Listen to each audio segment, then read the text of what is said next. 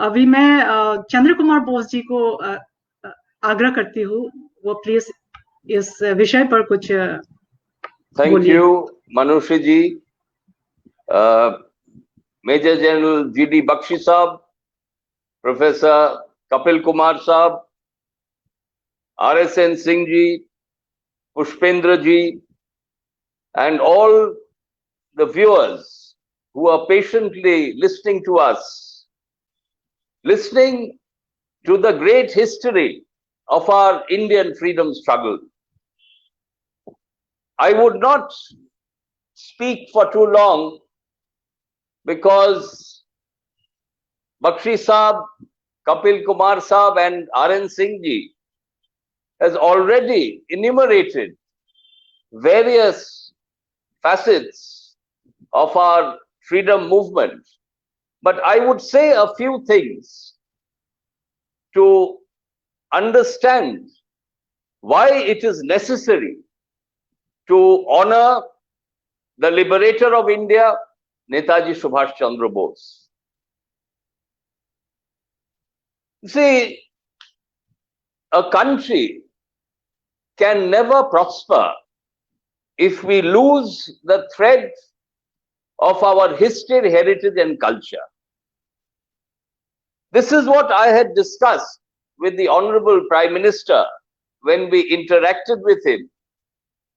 And it was decided that the NDA government, under the leadership of Narendra Modi ji, would embark on this very important issue of correcting the distortions in the Indian history, particularly the history of our freedom struggle.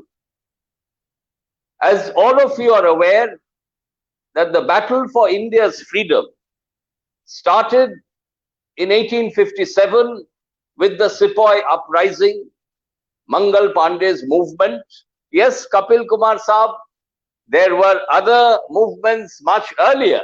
I appreciate what you have said. Sir, but this is my Bengal Samyasi and Kashmir rebellion. Correct. I agree with that. That is the correct. Correct. We also include that, but this is my interpretation that we had a very focused movement from 1857 onwards. We had Shahid Bhagat Singh, we had Khudiram Bose, Binoy Badul Dinesh. We also had Mahatma Gandhi's non-violent movement. We need to also understand Gandhiji's contribution. It was definitely a non-violent struggle, but Mahatma Gandhi converted an elite club. The Congress, that time Congress was not a political party. It was a platform to fight for India's freedom. But it was a very elite platform. Mahatma Gandhi converted that elite platform into a mass movement. Now, how much impact the movement had, that of course we have seen British historians. Bakshi Saab has mentioned about General Auchinleck's secret letter to the then Viceroy Wavell. We have seen Clement Attlee coming to Kolkata in 1956, meeting the then acting governor of Bengal, Justice Fanibhushan Chakravarti, and related to him that it was the Indian National Army and the subsequent INA trials, which were held at the Red Fort in 1946, completely destroyed the loyalty and allegiance of the British forces to the British High Command. This is all known. But to reiterate what General Auchinleck wrote to the Viceroy, what Clement Attlee, who signed the transfer of power documents as the British Prime Minister in 1947, there is another story, another factual story that is not yet told. You see, my father, Omiyanath Bose, had the opportunity to meet the last Viceroy of India, Lord Mountbatten. This was in 1976. My father had approached Lord Mountbatten's secretariat that I would be coming to England and I would just like to meet Lord Mountbatten for exactly 5 minutes, if it is possible. My elder brother Surya, who is based in Germany, also accompanied him. The secretariat told my father that Lord Mountbatten is not too well. He is also hard of hearing. So kindly ask not more than 2 questions to Mountbatten. My father said that not 2 questions, I would just ask him 1 question. So they agreed. It was in 1976 summer that my father Omyonath Bose and my elder brother Surya Bose met Lord Mountbatten in England. My father asked him a very straight question. What made you leave India? The question that Justice Fanibhushan Chakravarti had also asked Clement Attlee. My father posed the same question to the last Viceroy of India, Lord Mountbatten, in 1976. Lord Mountbatten, he spoke very softly, and the reply was very clear and specific. The battle of the Azad Hind Forge, he said, of course, Indian National Army. The battle of the Indian National Army and the INA trials, which it was the main reason why we had to relinquish India. So this is the third person who reiterated the same story. So I think we don't need to really look for further evidence. Further evidence, documentary evidence, has also appeared.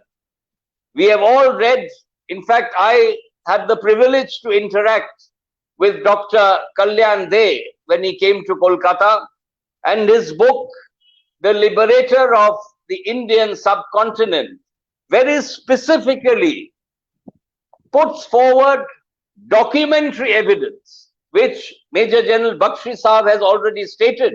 He has also mentioned this in his book, the Samurai, that the Indian Samurai, that it is the battle of the Azad Hind Forge which broke the backbone of the British Empire in India. Now, we are not here to criticize or demean any other movement. Every movement had its role. The Sepoy uprising, Gandhiji's non-violent movement. But let us be very clear. The final onslaught on British imperialism was, without a shadow of doubt, the battle of the Azad Hind Forge. Yes, the Azad Hind Forge lost the battle. But as they say, they lost the battle, but they won the war. The Indian National Army won the war. And the final nail in the coffin was the INA trials. As you are all aware, 3 army officers of the Indian National Army were tried for treason, for high treason at the Red Fort. And they were Shahnawaz Khan, a Muslim, Gurbakht Singh Dhillon, a Sikh, and Prem Kumar Saigal, a Hindu. Those days there was a saying that Lal Kille se aaye awaaz, Dhillon, Saigal aur Shahnawaz. And all of you are aware, I need not keep on stating these facts. But for the viewers, I would like to again stress that when the INA trials were being held, that time Bhulabhai Desai went, he was the main counsel defending the INA officers, and that time what he said, it is not treason, they were war heroes, because the Azad Hind government, which was a government recognized by 11 nations across the globe, had declared war against India, against the British Empire, to gain back their own country. So they were war heroes, they were not traitors. When this happened, the entire trial collapsed. And right across the country, in Mumbai port, you know, there were around 70 ships they revolted. They drew back the Union Jack, the British flag. The Union Jack was pulled down and the Indian national flag was hoisted. This history is not told. I think, Kapil Kumar Saab, it is really appreciated that you have taken the initiative to write. It is not a question of rewriting. It is a question of correcting the distortions in history. Why these specific distortions have been done, why certain chapters have been obliterated from the struggle of our freedom movement. I think it is the duty of present-day historians that you must write the correct history for the youth of our nation. You know, about 4 generations after independence have not learned the true history of our Indian freedom movement. I think the time has come we rectify this. Now, the question is very clear. I was not stressing on this statue because of the present condition. You see, our country is going through a crisis. There is a world pandemic, the COVID-19 disease. But I think we also need to fight this disease, like the Azad Hind Fauj fought for the freedom of our nation. So I think we would leave COVID behind us and we would look forward. Let us remember Subhash Chandra Bose, what he stood for. You see, we all fought for united India. We all fought for Purna Swaraj, but that never happened. I must also mention another leader, Deshbandhu Chittaranjan Das, who also fought for Purna Swaraj. But we did not attain Purna Swaraj on the 15th of August 1947. We only got Dominion status. Many of you are aware that from Southeast Asia in 1944, Subhash Chandra Bose was constantly sending messages across the Azad Hind radio to Mahatma Gandhi. He was requesting Mahatma Gandhi, do not get into any understanding, do not discuss with the British about the freedom movement. If you do that, the country would be divided and we would get only Dominion status. Let us fight for India's freedom. Let us not go on to the negotiating table. But unfortunately, the Congress leadership failed to listen to the advice that the Liberator of India kept giving from the Azad Hind radio. Now, we spoke about Subhash Bose's militarism. In 1928, when the Congress session was held in Calcutta in 1928, Mahatma Gandhi, Pandit Nehru, they were all residing in our house at One Woodburn Park. That time, Subhash Chandra Bose had formed a uniform cadet corps. In khaki uniform, he had formed a cadet corps. Mahatma Gandhi did not support this. And I would tell you what I heard from my father, Omiyanath Bose. Dressed in his uniform, Subhash Chandra Bose was coming down from on the stairs of our One Woodburn Park house. And his father, my great-grandfather, Janakinath Bose, was standing at the landing. And he said something which I feel was rather prophetic. He told Subhash, Subhash, I hope you will be the Garibaldi of India. And it was in subsequent years that Subhash proved to be the Garibaldi of India. So such was Netaji Subhash Chandra Bose.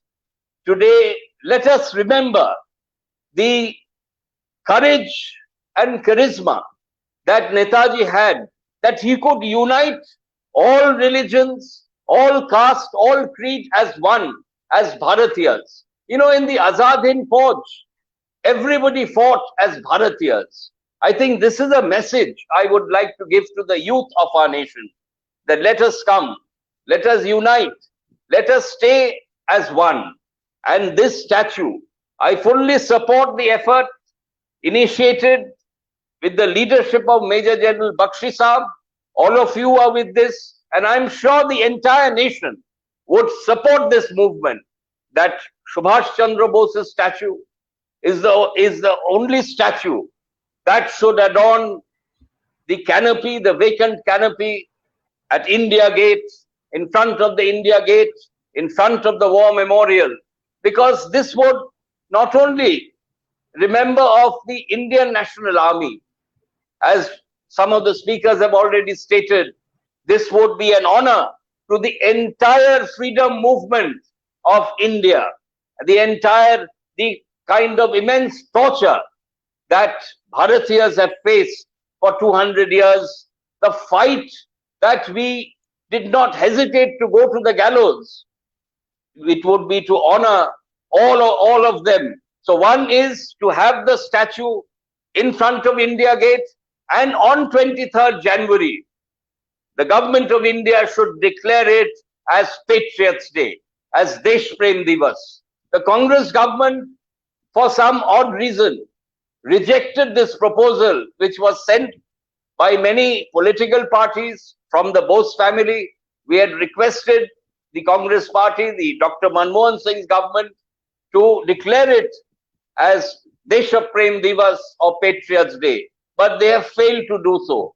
But I am absolutely sure the NDA government, under the leadership of Narendra Modi ji, would declare 23rd January as Patriots' Day, and not only honor Subhash Chandra Bose, it would honor and give respect to the entire freedom movement, to all the martyrs who have given up their lives so that we are free today. We are breathing free on Indian soil today. So let's come and unite for this venture, and I'm sure we would succeed. Thank you for giving a patient hearing. Jai Hind, Jai Bharat. Thank you so much, Chandra Kumar Bose ji. And it is wonderful to know that your father, Amyu Bose ji, met Mountbatten, and it is further proven that it was Netaji Subhash Chandra Bose, the INA trials. They are the key people who gave us freedom. So I would now